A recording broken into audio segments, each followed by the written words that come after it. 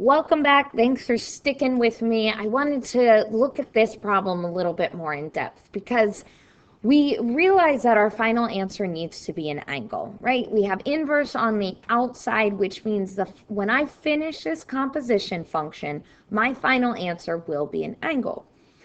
The challenge here is that this is not an inverse cosine and a cosine function. This is inverse cosine and a sine function.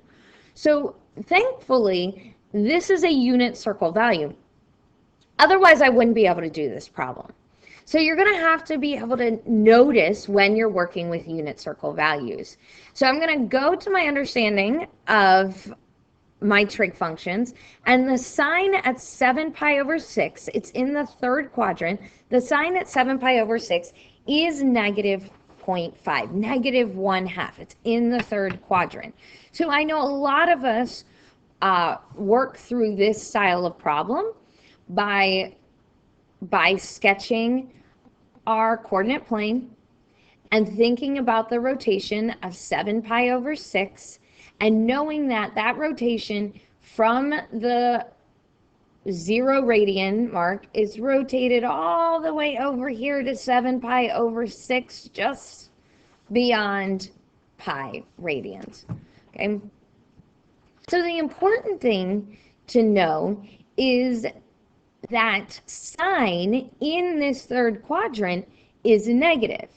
And more specifically, sine at 7 pi over 6, the sine ratio at this angle gives us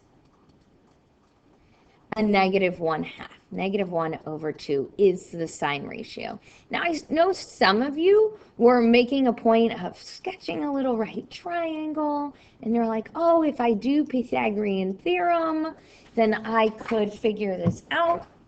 But because I know that this is a unit circle value, that this ratio is in fact negative 1/2, I can just go back to using my trig understanding and now figuring out what inverse cosine is at that negative 1/2 ratio.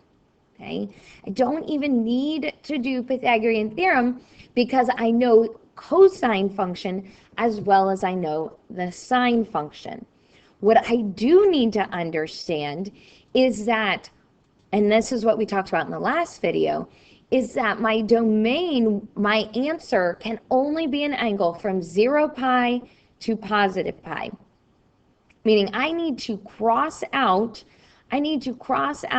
these bottom two quadrants. I'm not going to be using them. Okay, so I'm going to cross out these bottom two quadrants because my answer of where cosine has a negative 1/2 ratio has to come from 0 to pi. Okay, so let's think about that. Well, it's a negative 1/2 ratio. I am trying to think about, and for some of you, remember what we're doing here. We're looking at what angle will cosine have that negative 1/2 ratio? Maybe rewrite it, rethink about it as cosine of what angle, cosine of theta, will have a negative 1/2 ratio. But remember your domain restrictions because this was an inverse cosine. So I know cosine has to be negative in the second quadrant. I also know, because I know my trig values, that cosine will have that 1/2 ratio, that negative 1/2 ratio. If we look here on my restricted domain, is from 0 to pi, close enough. And I can see right here that that's going to happen at the 2 pi over 3 value. Cosine has a negative 1/2 ratio at 2 pi over 3. So my final answer to this expression will be 2 pi, the angle. Remember, our answer had to be an angle. 2 pi over 3. Notice that we started with a 7 pi over 6 angle, but we ended with a 2 pi over 3 angle.